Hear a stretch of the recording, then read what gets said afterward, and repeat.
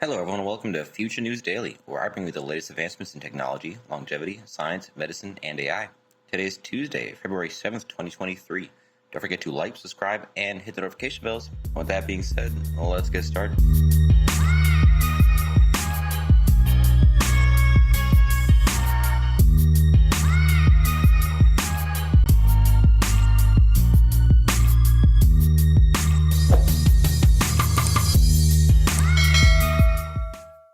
So the top three for today. Starting off, ants show the potential to become a fast, efficient, inexpensive, and non-invasive tool for the detection of human tumors. So in a recent study published in Proceedings of the Royal Society, researchers demonstrated the use of ants as olfactory biodetectors of human tumors. So previous studies have shown the use of dogs to detect tumors in body odor samples. Recent work shows that honeybees and dogs could not detect a cancer odor despite olfactory conditioning. So it's not a uniform thing. So researchers began to think of alternatives and found insects as promising biodetectors of different types of odor. They're available in huge numbers, relatively easy to manage, and do not require expensive rearing facilities. So the study showed that ants learn to associate a complex blend of odors with a reward after only 3 conditioning trials, even during unrewarded tests. And although cancer cells are not ecologically relevant for ants, like many other animals, ants have learned to detect other olfactory stimuli given the right incentive. In conclusion, in this first of its kind proof of concept study, the researchers remarkably demonstrated that ants could detect cancer in a whole organism. In this study, they used a total of 70 ants. However, 35 ants were more than enough to uncover a significant difference between the tumor and tumor-free samples. Based on the final study, 24 ants would have served the cause.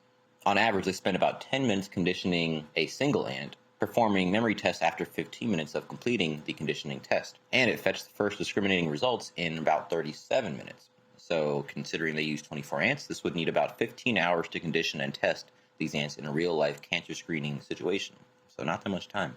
So the study does need further validation using different types of tumors of human origin before being considered a routine cancer screening test. Nevertheless, ants could prove to be inexpensive and efficient, non-invasive tools for early human tumor diagnosis. That surely is a first.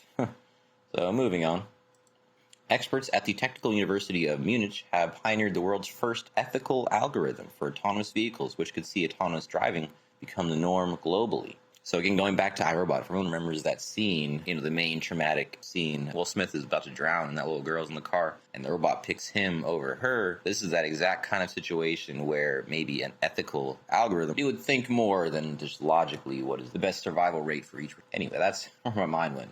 So before self-driving vehicles can be used on the streets on a large scale, there's a range of technical issues that need to be overcome to optimize safety. When developing algorithms for autonomous driving, ethical questions play a vital role. For example, the software needs to expertly handle unforeseeable events and make necessary decisions in the event of an impending accident. It's not as simple as the vehicle just being able to drive itself. Making real-time decisions to avert unpredictable circumstances is critical to people's safety. So these ethical parameters were evaluated by an expert panel as written recommendations from the European Commission in 2020, which includes basic principles such as the worst off and the fair distribution of risk for all road users. The algorithm was also taught not to exceed a maximum acceptable risk, so it's not going to make any kind of crazy risky decisions, but you need to have a plethora of different potential outcomes to avoid problems like the car completely stopping in an unclear circumstance.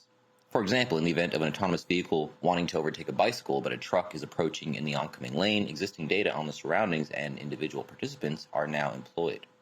So what's next for the algorithm's development?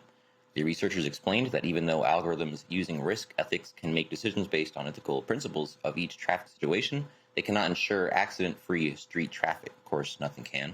Therefore, moving forward, additional differentiations such as cultural differences in ethical decision-making will need to be considered. So currently this has only been validated in simulations. The team aims to test it on the streets using the research vehicle EDGAR to refine the technology further. And number 3 for today, AI-powered robots will save lives in Goa beaches. This is the top one for today. So now AI robots will do the Baywatch on Goa Beach. The state-appointed lifeguard organization Drishti Marine has recently introduced artificial intelligence in their system as Aris, a self-driving robot, and Triton, an AI-powered monitoring system to augment its life-saving capabilities. This comes amid an increase in beach-related incidents in the region. In the past 2 years, over 1,000 rescue incidents were witnessed along the coastal belt, Both the AI monitored camera-based systems can monitor the surrounding areas, assess and detect risks, share real-time information with on-duty lifeguards so they may respond faster to avoid tragic incidents. So it employs artificial intelligence to assist lifeguards in a variety of beach duties or to work alongside lifesavers in emergency circumstances, from patrolling to providing multilingual notifications. So not completely overtaking, of course, working with lifeguards. The main focus is to monitor non-swim zones, thereby alerting tourists of the dangers and notifying the nearest lifesaver. It will work with Oris to provide comprehensive coverage of the beaches, so both robots working in tandem. Triton will patrol non-swim zones, identify and transfer information to lifesavers, and help them identify tourists entering the water during high tide and in danger-prone areas.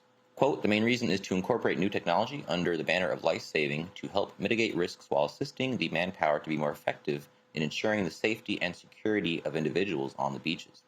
The inclusion of AI highlights the progress made in the development of life-saving as society grows more and more reliant on technology. It's only suitable to ensure it is appropriately applied in all sectors of life, says Naveen Awasthi, operations head of Drishti Marine, as reported by PTI. So far, Triton has completed 19,000 hours of runtime, so very well tested. Can't wait to see a video of that. Anyway, that is the last article I have for you today. Don't forget this video is for educational purposes only. I would never recommend any investments, still save your time or money, attempt to contact me on any other platform, or own any rights to the information within this content. With that being said, thanks for tuning in. I'll see you in the next one.